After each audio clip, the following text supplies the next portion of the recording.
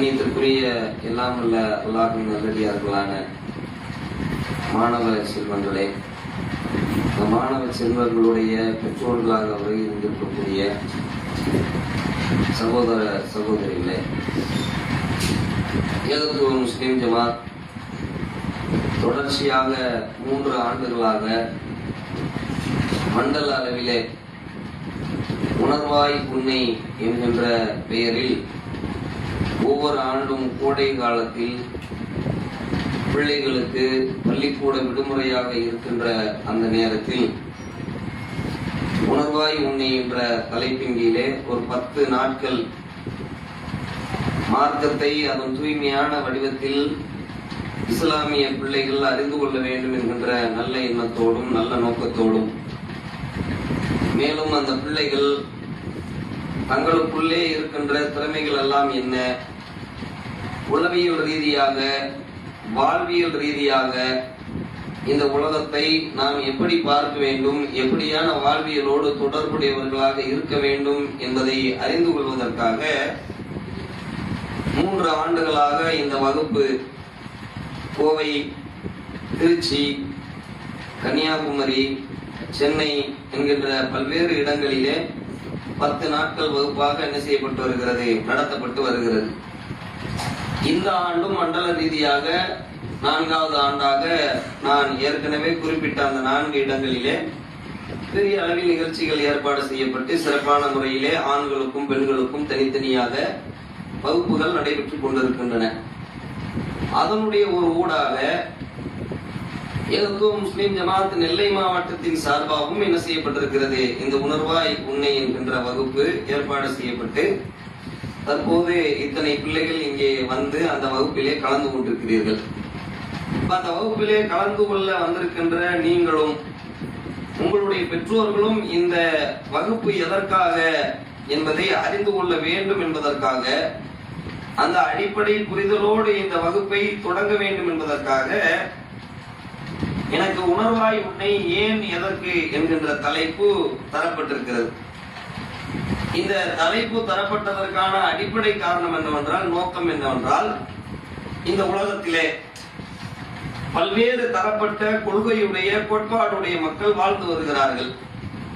அவ்வாறு வாழ்ந்து வரக்கூடிய பல்வேறு தரப்பட்ட கொள்கையுடைய கோட்பாடுடைய மக்களுக்கு மத்தியிலே இஸ்லாமிய மார்க்கம்தான் ஒரு மனிதன் வாழ்வதற்கான சரியான வழிமுறை, சரியான நெறிமுறை என்பதை விளங்கி அந்த பல்வேறு தரப்பட்ட கொள்கையுடைய கோட்பாடுடைய மக்களுக்கு மத்தியிலே நாம் எல்லாம் இஸ்லாமியர்களாக, முஸ்லிம்களாக வாழ்ந்து கொண்டிருக்கிறோம்.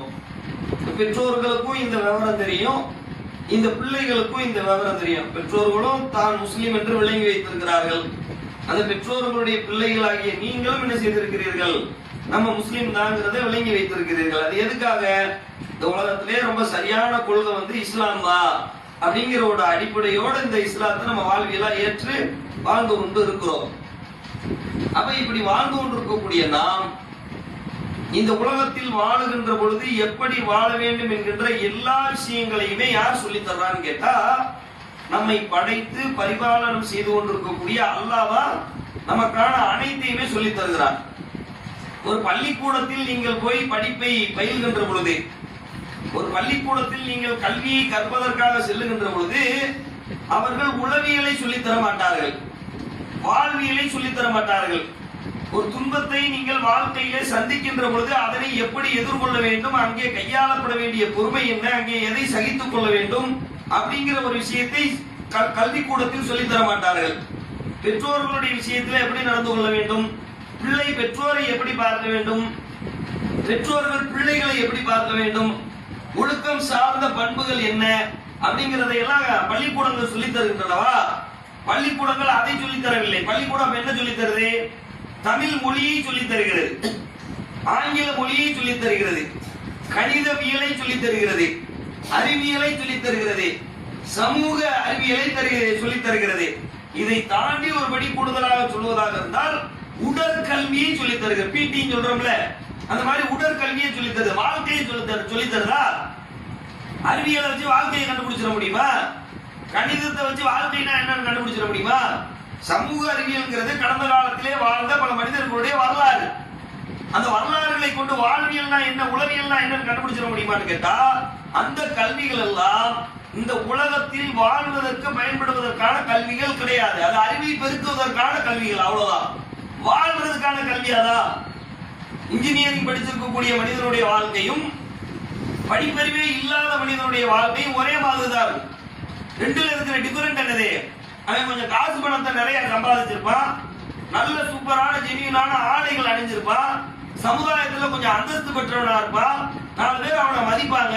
இது இன்ஜினியரிங் படிச்சுட்டு டாக்டரா இருக்கக்கூடிய அல்லது வேறு வேறு பெரிய துறைகளில் இருக்கக்கூடிய ஒரு மனிதன் அடைகின்ற அந்தஸ்து.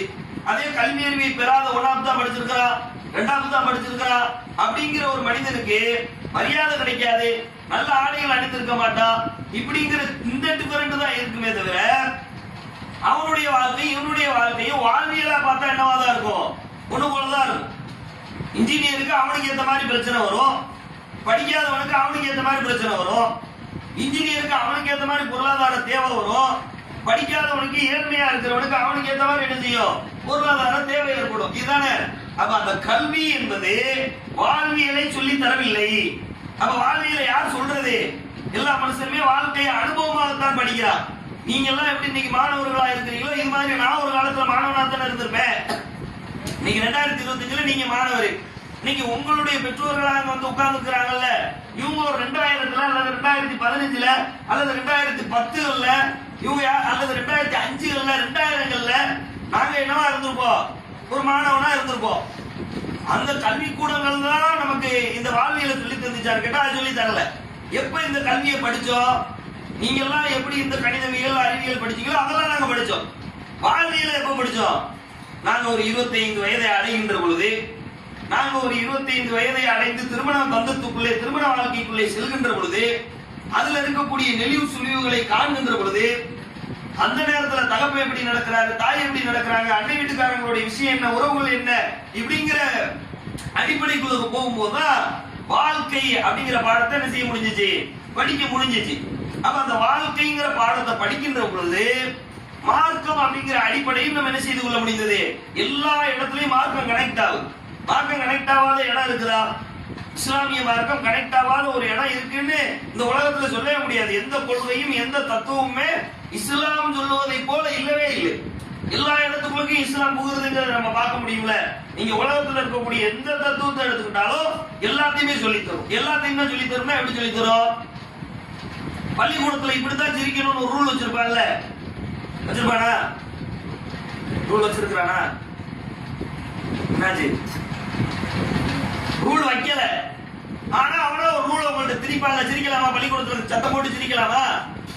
வாத்தியார் அனுமதிக்கின்ற பொழுது சிரிக்கலாம், நகைச்சுவை ஏற்படுத்துகின்ற பொழுது சிரிக்கலாம். ஒரு கிளாஸ்ல டீச்சர் மேக்ஸ் எழுதி போட்டு இருக்கும்போது நீ 2 பேர் உட்கார்ந்து சிரிச்சீங்கன்னா அந்த சிரிப்பை அவன் ஏத்துக்குவானா? அது நீ ஒரு குற்றவாளி மாதிரி என்ன செய்யப்பட்டுருவ? பார்க்கப்பட்டுருவ. ஒழுக்கம் இல்லாத போல என்ன செஞ்சிருவ? நீ பார்க்கப்பட்டுருவ. இதை உன் பெற்றோர்கிட்ட கம்ப்ளைண்டாவும் வைப்பாங்க. உங்க பையன் பள்ளிக்கூடத்துல ஒழுங்கா படிக்க மாட்டேங்கிறான், எப்ப பார்த்தாலும் ஃப்ரெண்டு கூட உட்கார்ந்து என்ன செஞ்சுட்டு இருக்கிறான்? சிரிச்சிட்டு இருக்கிறான். இப்படி எல்லாம் வருதுல, சிரிக்கிறது ஒரு குற்றமாடா அப்படின்னு உனக்கு தோணும்ல. மனுஷனா அப்படித்தான் இருப்பா. அப்ப அவன் என்ன நினைக்கிறான்? சிரிப்பது தப்பு இல்ல, வகுப்பு நேரத்துல சிரிக்க கூடாது, வேற நேரத்துல நீ சிரிச்சுக்க அப்படின்னு உனக்கு சில அனுமதிகளை தர்றானா? இது உலகத்துல இதுக்கெல்லாம் ரூல் போட்டு வைக்க மாட்டாங்க. டை கட்டிட்டு வா, ஷூ போட்டுட்டு வா, பேச்சு எடுத்துட்டு வா அப்படின்னு தான் ரூல் போட்டுருப்பாங்களே தவிர வேற ரூல் இருக்குதா? அப்படி இல்ல. ஆனா இஸ்லாத்தை நீங்க எடுத்து பாத்தீங்கன்னா ஒரு மனிதன் எப்படி நிற்க வேண்டும், நிக்கிறது இருக்குல்ல, இப்படித்தான் நிக்கணும்னு ஒரு ப்ரொசீஜர் இஸ்லாத்துல இருக்கு. எப்படி நடக்கணும், இப்படிதான் நடக்கணும்னு ஒரு ப்ரொசீஜர் இருக்கு. எப்படி உட்கார வேண்டும், எப்படி படுக்க வேண்டும், எப்படி தூங்க வேண்டும், எப்படி சிறுநீர் கழிக்க வேண்டும், எப்படி மலஜலம் கழிக்க வேண்டும், பெற்றோர் இடத்துல எப்படி நடந்து கொள்ள வேண்டும், நண்பர்கள் இடத்துல எப்படி நடந்து கொள்ள வேண்டும், பிரயாணம் செய்தால் பிரயாணம்னா தெரியுதுல, ஒரு ஊர்ல இருந்து இன்னொரு ஊருக்கு, கொஞ்சம் சொந்தக்காரங்க ஊருக்கு, திருநெல்வேலியில இருந்து மதுரைக்கு போறேன்னு வச்சுக்கோ. மதுரைக்கு போகும்போது நீ பஸ்ல கூட பயணம் செய்வாங்கல்ல, அந்த பயணம் செய்யக்கூடிய ஆட்கள்கிட்ட எல்லாம் எப்படி எல்லாம் நடக்கணும் அப்படிங்கறத எது சொல்லி தருது? இஸ்லாம் சொல்லி. அதுல தலையிடு. ரோட்ல ஒரு சின்ன பொருள் கிடக்கு, எத்தனையோ பொருள் கிடக்கா, ஆணி கிடக்கு, கண்ணாடி கிடக்கு, மரக்கலை உடஞ்சு கிடக்கு, சாக்கடை கிடக்கு, ஒரு உயிரின ஒரு பூனை செத்து கிடக்கு, எலி செத்து கிடக்கு, காக்கா செத்து கிடக்கு, இது எல்லாம் கிடக்குதா? இதெல்லாம் பார்த்துட்டு நம்ம கண்டுக்காம போய்கிட்டே இருக்கிறவா? அதே ஒரு மனுஷன் செத்து கிடக்குறான், இதை நம்ம எப்படி பார்ப்போம்? அந்த இடத்துல நின்றும்ல, காக்கா செத்து கிடக்கும் போது நமக்கு ஒண்ணுமே உணர்வு இல்ல, அது ஓரமா போடணும், ஒதுக்கி போடணும், அது நம்மள மாதிரி ஒரு உயிரினம் தான், அல்லது அதன் மூலமா நோய் பரவுது, நம்மளால முடிஞ்சதை பண்ணுவோம்.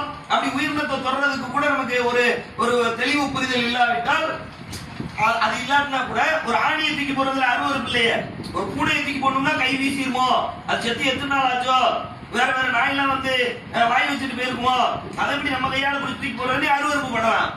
ஒரு கண்ணாடி சில்லு கிடக்குது உன் கண்ணு முன்னாடி, அது ஓன் காலில் குத்தல, உன் தம்பி காலில் குத்திருமே, பின்னாடி வரும் உன் தம்பி காலில், இல்லைன்னா பின்னாடி வரும் அண்ணன் காலில் குத்திருமே, இல்லைன்னா யாரோ ஒருத்தருடைய காலில் குத்திருமே, இல்லைன்னா ஏதாவது ஒருத்தர் வெகு தூரத்துல இருந்து வண்டியில வந்திருக்கக்கூடிய ஒருத்தனுடைய வண்டி டயர்ல குத்தி அது என்ன ஆயிரும், பஞ்சர் ஆயிருமே. இப்படி எதையாவது சிந்திச்சு தூக்கி ஓரமா போட்டுருக்கிறோமா? இதை கல்விக்கூடம் சொல்லி தருதா? இஸ்லாம் சொல்லி தரு. பிறர் நலம் நாடுவதுதான் இஸ்லாம். அதீனும் அந்த நசீகா, நபி பெருமானார் சொல்லுங்க, மார்க்கம்ங்கிறது என்னன்னா பிறருக்கு நலம் நாடுறது. மார்க்கத்தை நீங்க எப்படி புரிஞ்சுக்கணும்? இஸ்லாம்னா என்னது? பிறருக்கு நலம் நாடுறது. புரியுதா உங்களுக்கு? அப்படி எல்லாத்தையும் இஸ்லாம் என்ன செய்யுதுன்னா எல்லா துறைகளுக்குள்ளயுமே நுழையுது. விவசாயம் இருக்குதா? விவசாயம் இருக்குல்ல, இந்த 5 பாடம் இருக்கு, 10ஆம் வரைக்கும் ஒரே மாதிரி பாடம் படிப்பான். எக்கனாமிக்ஸ் படிக்க போயிட்டான்னு வச்சுக்கோங்களேன், அவனுக்கு காமர்ஸ் பத்தி தெரியாது. நெக்ஸ்ட் பயாலஜின்னு ஒரு குரூப் எடுத்துட்டானுங்க, அவனுக்கு எக்கனாமிக்ஸ் பத்தி தெரியாது. 10ஆம் வரைக்கும் தான் ஜெனரல் பாடம். 11ஆம் மேல போயிட்டா துறையா அழிஞ்சிரும், அந்த விஷயங்கள் அப்படி பிரிஞ்சு போயிடும். இதுதான் யதார்த்தம், அப்படிதானே? ஆனா இஸ்லாத்துக்குள்ள துறையே கிடையாது. எல்லா துறையிலும் அது பேசுகிறது. அறிவியலை பேசுகிறது. இஸ்லாம் அறிவியலை பேசலையா? அறிவியலை பேசுதல, வானத்தை பத்தி இஸ்லாம் பேசுதுல, சூரியனும் சந்திரனும் அதனுடைய பாதையிலே அழகான முறையிலே ஓடிக்கொண்டிருக்கிறது அப்படின்னு அறிவியலை பேசுகிறது. இந்த பிரபஞ்சம் ஒரே ஒரு அணுவிலிருந்து வெடித்து சிதறி உருவாகி இருக்கிறது அப்படின்னு அறிவியலை பேசுகிறது. ஆதம் நபியினுடைய வரலாறு சமூக அறிவியல இஸ்லாம் பேசுது. அல்லாஹ் பேசுறான், ஆதம் நபின்னு ஒருத்தர் வாழ்ந்தாரு, நூஹ் நபின்னு ஒருத்தர் வாழ்ந்தாரு, ஹூத் நபின்னு ஒருத்தர் வாழ்ந்தாரு, சாலிஹ்னு ஒருத்தர் வாழ்ந்தாரு, மூசான்னு ஒருத்தர் வாழ்ந்தாரு, ஃபிரௌன் ஒருத்தர் வாழ்ந்தா, அப்படி வரலாறுகளை பேசல. இதான் சமூக அறிவியல். நம்ம அது வேற என்ன எப்படி படிப்போம்? அவுரங்கசீப், கஜினி முகமது, பாபரு, அக்பரு, ஹுமாயூன் எப்படி படிச்சிருப்போம்ல, இதான் சமூக அறிவியல். இஸ்லாம் அந்த வரலாறுகளை பேசுது. விவசாயத்தை சொல்லி தருமா? அதுக்கு நீங்க விவசாயம் தனியா போய் அக்ரிகல்ச்சர் படிக்கணும். +2 வரைக்கும் படிச்சுட்டு அக்ரிகல்ச்சர் படிக்கிறதுக்கு தனித்துறையை தேர்வு செஞ்சு விவசாயத்துறையில் படிக்கணும். எப்படி நெல்லை விதைக்கணும், எப்படி அதை உருவாக்கணும், தண்ணி எப்படி பாய்ச்சணும், நஞ்சை நிலம்னா என்ன, புஞ்சை நிலம்னா என்ன, இப்படி எல்லாத்தையும் அக்ரிகல்ச்சர் டிபார்ட்மெண்ட் விவசாயத்துறை சார்ந்த ஒரு இடத்துக்கு போய் ஸ்பெசிபிக் கல்வியா கத்துக்கணும். அப்படிதானே? ஒருத்தர் டாக்டர் ஆகணும், எப்படி ஆவாரு? 12ஆம் படிச்சோன்னு டாக்டர் ஆக முடியுமா? அந்த துறையை மட்டுமே பற்றி முழுக்க படிக்கணும். அதுலயும் கண்ணுக்கு தனி டாக்டர், மொத்தமா படிக்க முடியல. கண்ணுக்கு தனி டாக்டர், பல்லுக்கு தனி டாக்டர், காதுக்கு தனி டாக்டர், உடம்புக்கு தனி டாக்டர், ஹார்ட்டுக்கு தனி டாக்டர், மூளையில இருக்கிற நரம்புக்கு தனி டாக்டர், துறை சார்ந்து வருதுல. ஆனா இஸ்லாத்தை நீங்க பாத்தீங்கன்னா எல்லாத்தையும் இஸ்லாம் பேசுது. உங்களுக்கு அறிவு இருந்தா, உங்களுக்கு தெளிவு இருந்தா, உங்களுக்கு புரிதல் இருந்தா, உங்களுக்கு சிந்தனை இருந்தா நீங்க என்ன செஞ்சிடலாம்னு கேட்டா இங்க நின்று எல்லாவற்றையும் கற்றுக்கொள்ளலாம். அப்படியான ஒரு டெப்த் மார்க்கும் விவசாயத்தை பற்றி இஸ்லாம் பேசுது. எப்படி நஞ்சை நிலம்னா என்ன, புஞ்சை நிலம்னா என்ன, நஞ்சை நிலத்துக்கு எவ்வளவு ஜக்காத்து கொடுக்கணும், புஞ்சை நிலத்துக்கு எவ்வளவு ஜக்காத்து கொடுக்கணும் அப்படிங்கிற எல்லாத்தையும் பேசுதுல. அல்லாஹ் தாவரத்தை பத்தி பேசுறான். உயிரினங்கள் ஒவ்வொன்றுல ஜோடி இருக்குங்கிறா. இதெல்லாம் பல நெடுங்காலமா ஆய்வு செஞ்சு கண்டுபிடிக்கப்பட்ட மேட்டரை எந்த எழுத படிக்க தெரியாத நபி பெருமானார் என்ன செஞ்சுட்டாங்க? 1400 வருஷத்துக்கு முன்னாடி எல்லாத்துலயும் ஜோடி இருக்குன்றாங்க. எல்லாத்துலயும் ஜோடி இருக்கா? எல்லாத்துலயும் ஜோடி எது? ஆண் பெண் இருக்கா? இது மனிதர்கள்ல ஜோடி, அப்படிதானே? உயிரினத்திலே ஆண் பெண் இதான ஜோடி. உயிர் அற்றதுல ஜோடி இருக்கு தெரியுமா? இரவு இருக்கா, பகல் இருக்கா, இது என்னது? ஜோடி. ஜோடி தானே. இன்பம் இருக்கா, துன்பம் இருக்கா, இது என்னது? ஜோடி. மேடு இருக்கா, மேடு, பள்ளம் இருக்கா, இது என்னது? எலக்ட்ரான் இருக்கா, புரோட்டான் இருக்கா, இது என்னது? புரியுதா உனக்கு? எல்லாத்துலயுமே பிளஸ் மைனஸ் இருந்தாதான் இது ஒர்க் ஆகும். அப்படிதானே? இந்த மைக் ஒர்க் ஆகணும், இந்த கேமரா ஒர்க் ஆகணும், இது எல்லாம் நடக்கணும்னா என்ன இருக்கணும்? ஒரு எதிர்ப்பதம் இருக்கணும், ஒரு நேர்ப்பதம் இருக்கணும். புரியுதா? ஜோடியா இருக்கணும்ல. ரெண்டு ஒரே மாதிரி இருந்தா ஜோடி. ரெண்டு ஆம்பளை ஜோடியா, ரெண்டு பொம்பளை ஜோடியா? ஒரு ஆம்பளை ஒரு பொம்பளை தானே ஜோடி. அப்ப எதிர்ப்பாலா இருக்கணும், எதிர்ப்பதம் இருக்கணும். அப்படித்தானே? அப்ப அந்த மாதிரி இஸ்லாம் என்ன செய்யுதுன்னு கேட்டா எல்லா துறைகள் சார்ந்தும் என்ன செய்கிறது, நமக்கு மத்தியிலே இந்த ஜோடிகளை பற்றியும் என்ன செய்கிறது, திருமறை குர்ஆன் நமக்கு மத்தியிலே பேசுகிறது. அப்ப அப்படிப்பட்ட இந்த மார்க்கத்தை நம்ம வாழ்வியலா வச்சுக்கிட்டு வெறுமனே கல்வி கல்வி உலக கல்வியில போய் என்ன செஞ்சுட்டு இருக்கிறோம், நிறைய நேரத்தை செலவழிச்சுட்டு இருக்கிறோம். அப்படிதானே? அதை மாற்றுக்கிறது இல்லையில. எல்லாருமே காலையில 9 மணி 8:30 மணிக்கு பள்ளிக்கூடத்துக்கு போனா சாயங்காலம் 5 மணி வரைக்கும் வருஷம் ஃபுல்லா படிக்கிறாங்க. வருஷம் ஃபுல்லா படிக்கிறாங்கல்ல. அவனுடைய 3வது வயசுல தொடங்குறது எப்போ வரைக்கும் படிக்கிறான்? வேலைக்குன்னு போய் சம்பாதிக்க போறான்ல, அது வரைக்கும் படிக்கிறான். அவனுடைய நேரங்கள்லாம் அப்படித்தானே போகுது. காலையில 9 மணி பள்ளிக்கூடத்துக்கு போவ, படிக்க, மதியானம் வர, சாப்பிட்டு முடிச்சுட்டு திருப்பி பள்ளிக்கூடத்துக்கு போவ, இல்ல டிஃபனை கொண்டு போயிட்டு சாப்பிட, சாயங்காலம் வர, வந்து மூஞ்சி கை காலை கழுவிட்டு டியூஷனுக்கு போயிட, 8:30 மணிக்கு வர, தூங்க. இப்படியே ஒரு மனிதனுடைய வாழ்க்கை 12 வருஷம் கழியுது. என்னடா பண்றேன்னு கேட்டா, ஒரு நாள் தமிழ், ஒரு நாள் இங்கிலீஷ், ஒரு நாள் மேக்ஸ், ஒரு நாள் சயின்ஸ், ஒரு நாள் சோசியல் சயின்ஸ், இப்படியே அவன் மண்டை போகுது. இது மட்டும் தான் போய் உட்காரு. அதனாலதான் பெற்றோர்னா யாருன்னு தெரியல. வீடியோ கேம் விளையாண்டுகிட்டே இருக்கிறா, பப்ஜி கேம் விளையாண்டுட்டு இருக்கிறா, என்னமோ ஒரு ஃபயர்னு சொல்றாங்க, அது இருக்குது ஃப்ரீ ஃபயர் விளையாண்டுகிட்டே இருக்கிறா. இன்னொன்னு அந்த இப்படி ஜம்ப் பண்ணி பொம்மை, அது பேர் என்னது, ஒரு பொம்மை அப்படி சர்வே, என்னது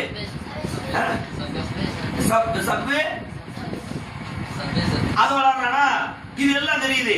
சிஎஸ்கே பத்தி தெரியுது, தோனி யாரு தெரியுது, விராட் கோலி யாரு தெரியுது. என்னத்துக்கு இது? என்ன இது வாழ்வியலா? விராட் கோலியை தெரிஞ்சு வச்சு என்ன செய்ய போறோம்? தோனியை பத்தி தெரிஞ்சு என்ன செய்ய போறோம்? வாப்பா மதிக்க மாட்டேங்கிறான், வாப்பா தரம் சொல்ல மாட்டேங்கிறான், வாப்பா தண்ணி ஊத்திட்டான்னு கேட்டா கொடுக்க மாட்டேங்கிறான். பொம்பளை பிள்ளைங்க, சடங்கான பிள்ளைங்க வந்து பாத்திரத்தை கழுவுமான்னா உமாட்ட முடியாதுமான்னு சொல்லுதுங்க. அப்ப எங்க இருக்கு இந்த பள்ளிக்கூடம்? நமக்கு எதை சொல்லி தந்தது? பள்ளிக்கூட படிப்பு வேண்டாம்னு சொல்லல, அது தந்தது. அது உலகத்துல வேற வேற வேலைக்கு சம்பாத்தியத்துக்கு துட்டுக்கு தந்தது, நல்லா ட்ரெஸ் பண்ணிக்கிறதுக்காக தந்தது. பண்பை சொல்லி தந்ததா? ஒழுக்கத்தை சொல்லி தந்ததா? வாழ்க்கையை சொல்லி தந்ததா? உளவியலை சொல்லி தந்ததா? அண்ணன் தம்பி 2 பேரும் சண்டை போடுவா பார்த்திருக்கிறியா? அண்ணன் தம்பி 2 பேரும் சண்டை போடுவாங்கல்ல, சண்டை போட்டுக்கிட்டே இருக்கிறவன் திடீர்னு சமாதானம் ஆயிடுவான். நல்லா சமாதானமாவே இருக்கிறவன் திடீர்னு சண்டை போடுவான். இதெல்லாம் ஏன் நடக்குது? பள்ளிக்கூடத்துல உள்ளவனால சொல்ல முடியுமா? ஏன் சண்டை நடந்துச்சு, ஏன் சேர்ந்தாங்க? இவங்க 2 பேரும் எப்ப பார்த்தா சண்டை போட்டு இருப்பான். இன்னொருத்த வந்து அடிச்சோன்னா இவன் 2 பேரும் ஒன்னாயிரம், ஆனா இவன் 2 பேரும் சேர்ந்து அவனை அடிக்கிறான். இதெல்லாம் ஏன் நடக்குது? இதெல்லாம் ஏன் நடக்குது? சிந்திக்கணும்ல. நம்ம இது மாதிரி உளவியல்களோடு கலந்த ஒரு வாழ்க்கையை தான் நம்ம இந்த உலகத்துல வாழும்போது என்ன செய்யணும், கத்துக்கிடணும். சரியா? அப்ப இஸ்லாம் இது சார்ந்த எல்லாவற்றையும் சொல்லி தருகிறது. அதுக்குதான் அந்த வருஷம் ஊரா உலக கல்வியே படிச்சுட்டு இருக்கக்கூடிய நமக்கு நம்ம யாரு, நம்முடைய வாழ்க்கை என்ன, இந்த வாழ்க்கையை நம்ம உலக கல்விக்காக இவ்வளவு தூரம் ஒதுக்குறதுனால பிற்காலத்துல பயன் என்ன? 5000 கோடி அந்த நம்ம உலக கல்வியை கொண்டு பொருளாதாரத்தை திரட்டிட்டாலும் அந்த 5000 கோடி நம்முடைய கைகளிலே முழுசா இருக்குங்கிறதுக்கு ஏதாவது கேரண்டி இருக்குதா? அப்படிங்கறதெல்லாம் இருக்குல்ல.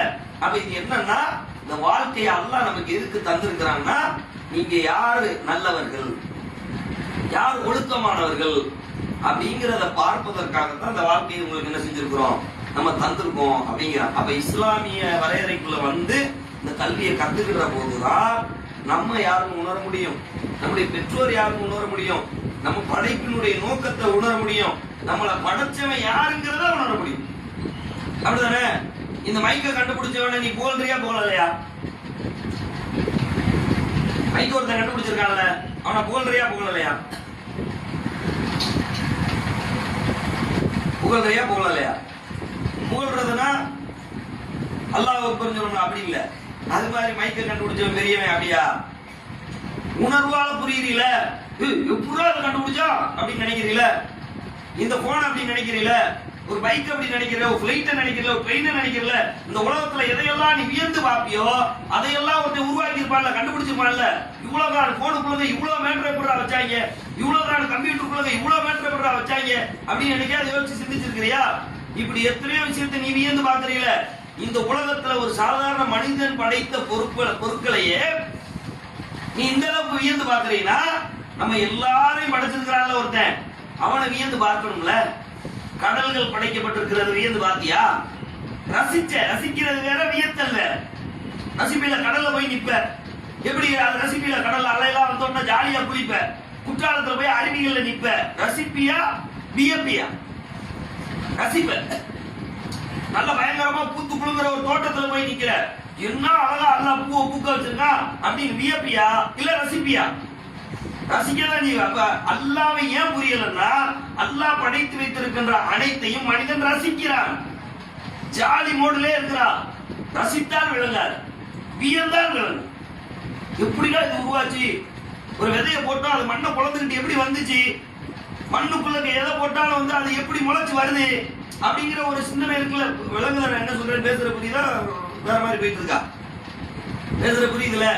அப்ப இந்த இந்த இந்த விஷயங்களை எல்லாம் புரியணுங்கிறதுக்கு தான் கலந்துபட்ட சில தகவல்களோடு நம்ம என்ன செஞ்சிருக்கிறோம், இந்த 10 நாட்களுடைய வகுப்பை உங்களுக்கு மத்தியில் நம்ம என்ன செஞ்சிருக்கிறோம், ஏற்படுத்தி இருக்கிறோம் அப்படிங்கிறத முதல் செய்தியா என்ன செஞ்சுக்கணும், விளங்கிக்கணும். அப்ப அந்த நோக்கம் என்னதுதா, உணர்வாய் உன்னை அப்படின்னு இந்த நெல்லை மாவட்டம் சார்பாக இங்க ஏற்படுத்தி இருக்கிற இந்த 10 நாள் வகுப்பினுடைய நோக்கம் என்ன? இந்த 10 நாள் வகுப்பு எதற்காக வென்றால், இஸ்லாத்தை அதன் தூய்மையான வடிவத்திலே வாழ்வியலுக்காக அறிந்து கொள்வது. சரியா? அதுக்குதான் இந்த 10 நாள் வகுப்பு. சரியா? இதுக்காக இந்த முதல் வகுப்பு என்ன செய்யப்பட்டிருக்கு, இந்த முதல் செய்தி உனக்கு மத்தியில பதிய வைக்கப்படுகிறது.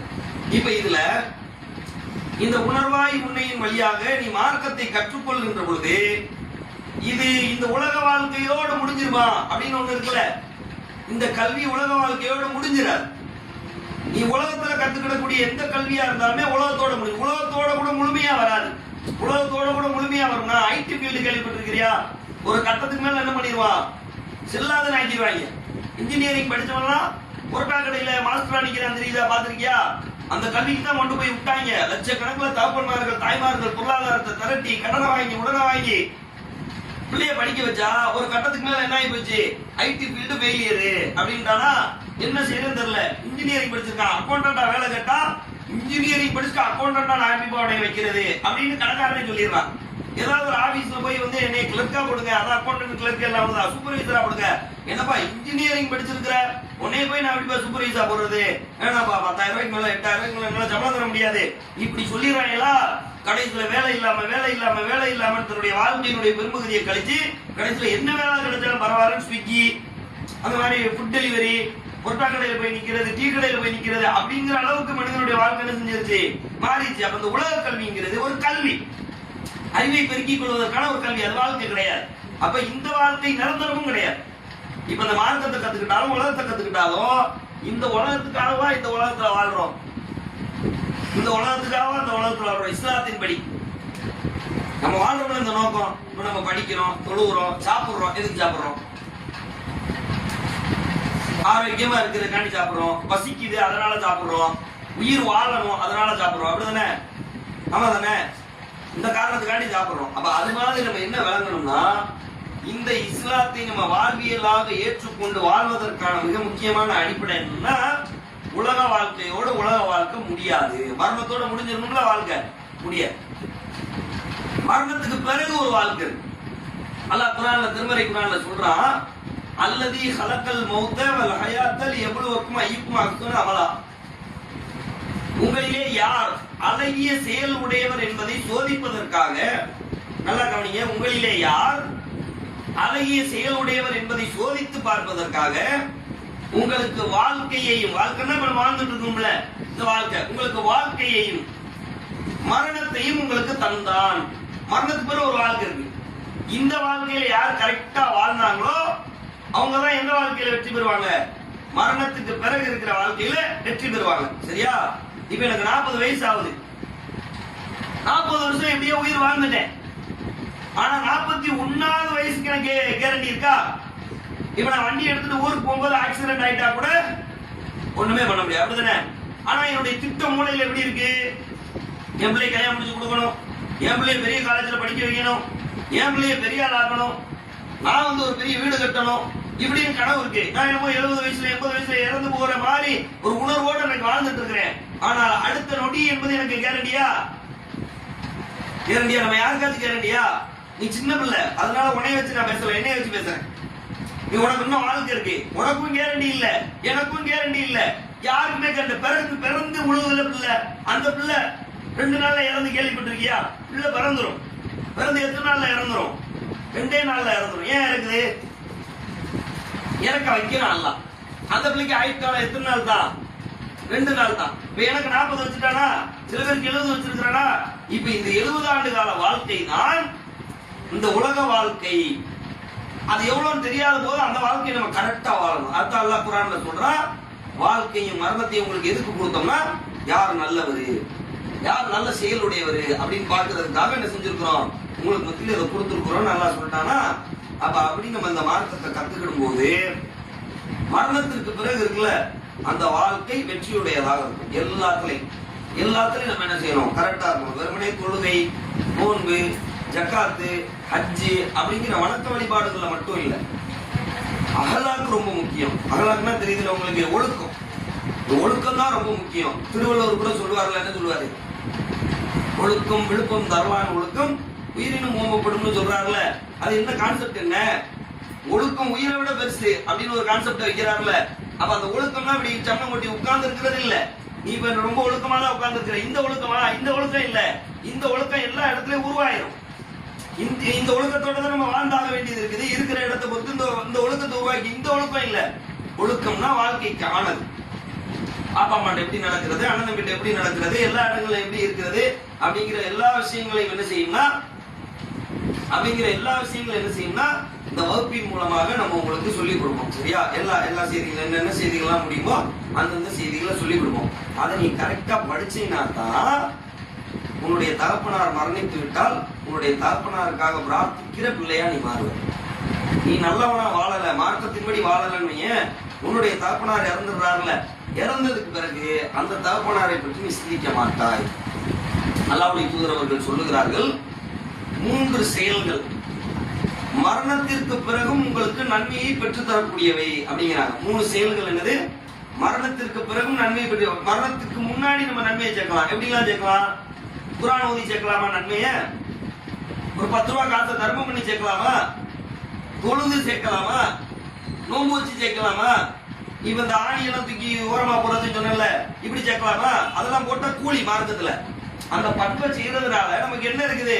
சரி, ஆணியை தூக்கி போட்டா ஒண்ணும் இல்ல, ஆணியை தூக்கி ஓரமா போட்டா 10 ரூபான்னா போடுவீல்ல, உனக்கு ஒரு அப்படியே அறிவு செய்யப்படுது. இந்த ஆசையில இருக்கிற அந்த பொருளை தூக்கி அங்க போட்டுனா 10 ரூபான்னு சொன்னாலே போட்டுருவேன், 100 ரூபான்னு சொன்னா கண்டிப்பா போட்டுருவேன், வேற எங்கேயுமே போக மாட்டேன். எங்கடா ஆணி கிடக்கு தேடிட்டே அலைவில உனக்கு. அப்ப அல்லாஹ் கூலி தரலாம். எதுக்கு? இந்த ஆணியை தூக்கி ஓரமா போடுறதுக்கு கூலி, அஸ்ஸலாமு அலைக்கும் சொல்றதுக்கு கூலி, கண்ணியமா நடந்துக்கிறதுக்கு கூலி, பள்ளிவாசலுக்கு நீ நடந்து வர்றதுக்கு கூலி, எல்லாத்துக்கும் கூலி. பரிசு தான், எல்லாத்துக்குமே பரிசு. அந்த பரிசு என்னவா இருக்கு? நன்மையா கன்வெர்ட் ஆகி இங்க ரெக்கார்ட் ஆயிருக்கு. அந்த பரிசு நீ எப்ப பாப்ப? நாளைக்கு மறுமையில பாப்ப, அப்படித்தானே? மரணத்துக்கு பிறகு ஒரு வாழ்க்கை இருக்கு, அந்த மன்னரினுடைய வாழ்க்கைக்கு பிறகு ஒரு வாழ்க்கை இருக்கு. அந்த மறுமையினுடைய வாழ்க்கையில அந்த சொர்க்கம்ங்கிற ஒரு பரிசு நீ அடையும் போதுதான் அதான் நம்ம வாழ்ந்த வாழ்க்கைக்கு ஒரு பிரயோஜனத்தை நம்ம என்ன செஞ்சிருக்கிறோம், பரிசு அனுபவிச்சிருக்கிறோம். சரி, பரிசு கிடைக்காட்டாலும் பரவாயில்ல, பரிசே கிடைக்கல. எத்தனையோ பள்ளிக்கூடத்துல பிள்ளைங்க படிக்குதுல சர்டிபிகேட் தான் கிடைக்கல. நல்லா படிக்கிற பிள்ளை பாஸ், சர்டிபிகேட் கொடுத்துறானா பரிசு, கலெக்டர் கையால அவார்டு. நல்லா படிக்காத பிள்ளைக்கு ஃபெயில் சர்டிபிகேட் கிடைக்குது, அவ்வளவுதானே. வேற என்ன ஆயிடுச்சு? உயிர் போயிடுச்சா? ஜெயில போட்டாங்களா? சிறை தண்டனை வழங்கப்பட்டுருச்சா? அப்படி இல்லையே. ஆனா இந்த உலக வாழ்க்கையை நீ கரெக்டா வாழாட்டினா நல்லா வாழ்றவனுக்கு சொர்க்கம் பரிசு, நல்லா வாழாதவனுக்கு நரகம் பரிசு, தண்டனை வழங்கும். பள்ளிக்கூடத்துல இப்படி செய்யப்படாதுல்ல, சர்டிபிகேட் மட்டும் கொடுப்பான், நீ பாஸ் நீ ஃபெயில், அவ்வளவுதானே. நாளைக்கு மறுமையில அல்லாஹ் வந்து நீ பாஸ் நீ ஃபெயில் இருந்தா ஜெயிச்சவனுக்கு எல்லாம் பரிசு, தோத்தவன சும்மா நில்லுமானா தண்டனை கொடுப்பானா? தண்டனை கொடுப்பான். சும்மா நீங்க விட்டுட்டா பிரச்சனை இல்லையே, எப்படினாலும் வாழலாமே. அப்ப அந்த கண்டென்ட் இங்கே நமக்கு மையப்படுத்தி தரப்படுகிறது. அப்ப மரணத்திற்கு பிறகு நமக்கு நன்மை, நம்முடைய பெற்றோர் மரணித்ததற்கு பிறகு நம்ம செயல் அவர்களுடைய நன்மையை வந்து கொண்டு போய் நிறைக்கணும்னா நம்ம வாழ்க்கையில கரெக்டா வாழணும். அல்லாஹ்வுடைய சொல்லுகிறார்கள், நிலையான தர்மம். சரியா? மரணத்துக்கு பிறகு வர்றது நிலையான தர்மம். ஒரு பள்ளியாசல கட்டி வச்சிருக்கீங்க, ஒரு போரிங் போட்டிருக்கிறீங்க, ஒரு மரத்தை நட்டு வச்சிருக்கீங்க, இதெல்லாம் நிலையான தர்மம். நீ செத்துட்டாலும் மரம் இருக்கும், நீ செத்துட்டாலும் பள்ளிவாசல் இருக்கும். புரியுதா உனக்கு? நீ செத்துட்டாலும் கிணறு இருக்குல்ல, போரிங் போட்டு இது பண்றீங்க, ஆழ்துளை கிணறு, அது இருக்கும். அப்ப இப்படி மக்களுக்கு பயனளிக்கக்கூடிய நிலையான ஒரு காரியத்தை தர்மமா செய்வீல, அது மரணத்துக்கு பிறகு நன்மையாகும். நீ கட்டின பள்ளிவாசல் ஒரு 1000 பேர் வந்து 1000 வருஷம் தொழுகிறான்னா 1000 பேர் 1000 வருஷமா தொழுகிறதுக்கான நன்மை இருக்குல்ல, அது பூரா உனக்கு தான், அப்படின்ட்டாங்க. அப்ப அல்லாஹ்வுடைய தூதர் சொன்னார்கள், நல்ல பிள்ளையினுடைய துவா. நீங்க நல்ல பிள்ளையை பெற்று கரெக்டா வளர்த்துட்டா உங்க மௌத்துக்கு பிறகு அந்த பிள்ளை துவா கேட்கும். அல்லாஹ்வுடைய தூதர் அப்படி சொல்லி தருகிறார்கள். நிலையான தர்மம், நல்ல பிள்ளையினுடைய துவா, பயன் தரக்கூடிய கல்வி. இதுல ரெண்டு கான்செப்ட் நம்ம கையில எடுத்துக்கிறோம். ரெண்டு கான்செப்ட் என்னது? பயன் தரக்கூடிய கல்வி. அதுதான் முதல் விளக்கம். கவனிச்சியா? அந்த கல்வி பயன் தரக்கூடிய கல்வி இல்ல, அது கல்விதான். இந்த கல்வி என்னது? பயன் தரக்கூடிய கல்வி. பயன் தரக்கூடிய கல்வியை யார் கத்துக்கிறாரோ அவருக்கு என்ன இருக்கிறது?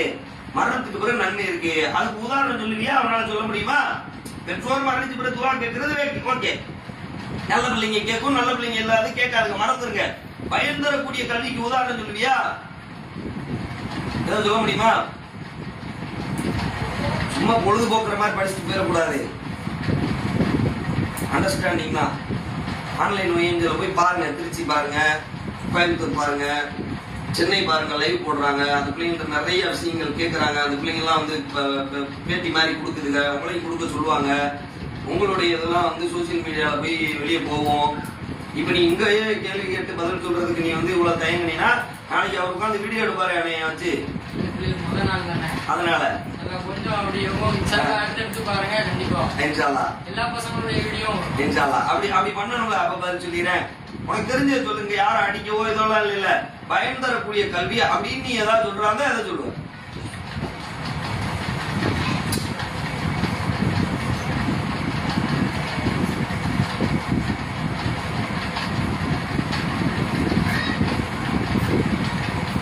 இப்போ உன்னுடைய ஃப்ரெண்டு ஒருத்தன் சிகரெட் குடிச்சிட்டு இருக்கான் அப்படி வச்சுக்கோங்க. உன்னுடைய ஃப்ரெண்டு ஒருத்தன் சிகரெட் குடிச்சிட்டு இருக்கான். அந்த ஃப்ரெண்ட சிகரெட் குடிக்காம தடுக்கிறீல, அதுதான் பயன் தரக்கூடிய கல்வி. புரிஞ்சுச்சா உனக்கு? தீமையிலிருந்து தடுக்கிறீல, அதான் பயன் தரக்கூடிய கல்வி. நீ எந்த நல்லதை கற்றுக்கொண்டாயோ அந்த நல்லதை பிறரிடத்தில் சொல்லுவது, நீ எந்த கெட்டதிலிருந்து விலகி கொண்டாயோ அந்த கெட்டதை பிறர் செய்யாமல் தடுப்பது. ரெண்டு தான் அம்சம். இதுதான் பயன் தரக்கூடிய கல்விக்கு ஒரு உதாரணம். புரியுதா உனக்கு? நீ எதெல்லாம் நல்லதோ அதை நீ மட்டுமா செய்வ? இப்போ ஒரு உதாரணத்துக்கு 1000 ரூபாய்க்கு 4 சட்டை அப்படின்னு நெல்லை மாவட்டம் போத்தீஸ்ல இல்லைன்னா சரவணா செல்வரத்னம் இருக்குல்ல, அங்க ஒரு அறிவிப்பு பண்றான். நீ உங்க அம்மா கூட போய் சட்டை எடுத்துட்டு வந்த 4 சட்டை பேசாம இருந்துருவியா? வந்து என்ன செய்வ? உன் ஃப்ரெண்டு சொல்லுவ, ஏ சரவணா செல்வரத்னத்துல சூப்பரா ட்ரெஸ் போட்டுருக்காண்டா, 4 ஜீன்ஸ் பேண்ட் 4 சட்டை 1000 ரூபாய் தான்டா அப்படின்னு சொல்றீல. இந்த உலக விஷயத்துக்கு நீ சொல்றதானே? ஏன் அந்த பக்கம் போயிடாதடா, நாய் கடிச்சுண்டா, அங்க 4 நாய் நிக்குதுடா அப்படின்னு சொல்ற. இது கெட்டது, அப்படிதானே? இந்த உலகத்துல உள்ள எல்லா விஷயத்துக்கும் நம்ம இப்படி பண்றோம் தானே?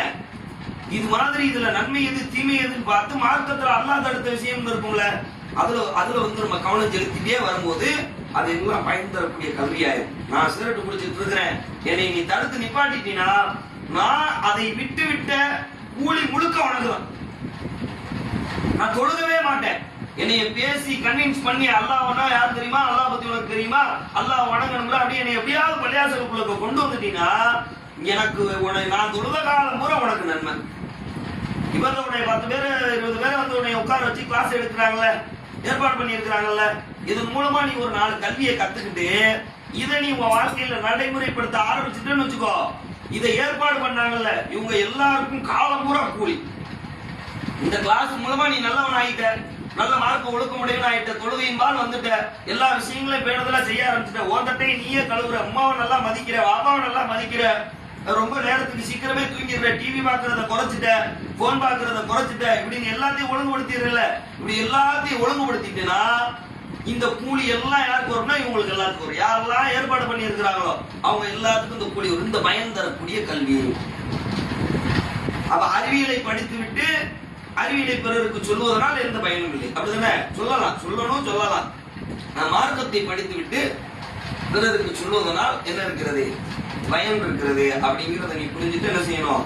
நாளைக்கு மறுமையில மரணத்துக்கு பிறகு இருக்கின்ற அந்த வாழ்க்கையில வெற்றி பெறணும் அப்படிங்கிற ஒரு நல்ல நோக்கத்தோடையும் நல்ல ஒரு எதிர்பார்ப்போடையும் தான் என்ன செய்யப்பட்டிருக்கு, இந்த வகுப்புகள் ஏற்பாடு செய்யப்பட்டிருக்குது. அப்படிங்கிறத புரிஞ்சுக்கிட்டு நீ என்ன பண்ணணும்னா அந்த வகுப்புல என்ன செய்யணும்? நல்லபடியா படிக்கணும். சரியா?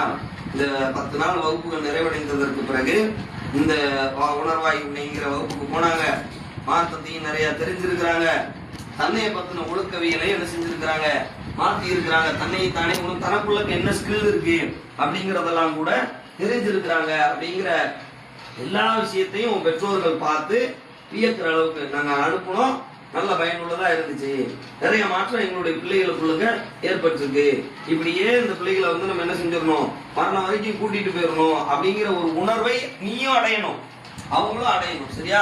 அந்த அளவுக்கு நீ என்ன செஞ்சுக்கணும், இந்த வாழ்வியல் பயிற்சி முகாமிலே உனக்கு தரப்படுகின்ற எல்லா விஷயங்களையும் உள்வாங்கிக் கொள்ளக்கூடியவனாகவும் அதே அழகிய முறையிலே நடைமுறைப்படுத்தக்கூடியவனாகவும் என்ன செய்து விட வேண்டும், உன்னை நீ மெருகுபடுத்திக் கொள்ள வேண்டும் என்று சொல்லி, பெற்றோர்கள் அந்த பிள்ளைகள் என்ன கல்வி கற்றுக்கொண்டு வருகிறார்கள் என்பதை ஆழமாக எப்படி உலக கல்விக்கு கவனிப்பீர்களோ அது போல கவனியுங்கள், விசாரியுங்கள்.